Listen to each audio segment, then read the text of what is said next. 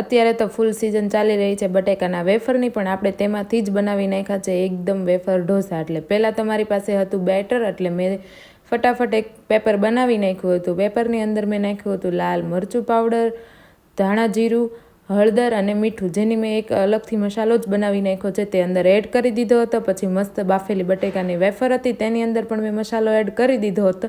તમે cheese, mayonnaise અથવા તો શેઝવાન ચટણી પણ લઈ શકો છો અને લગાવી પણ શકો છો. અને પછી તમે બટેકાની ઉપર મસ્ત એવું થોડુંક લીંબુ નાખી દીધું હતું, એટલે ખાટો મીઠો ટેસ્ટ આવી જાય.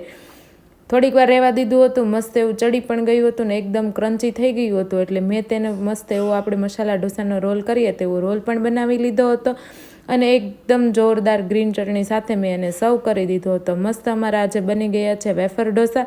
તો તમે ઘરે જરૂરથી એકવાર ટ્રાય કરજો કે તે વેફર ઢોસા કેવા બને છે. કેવું લાગે છે? મસ્ત, એકવાર જરૂર ટ્રાય કરજો.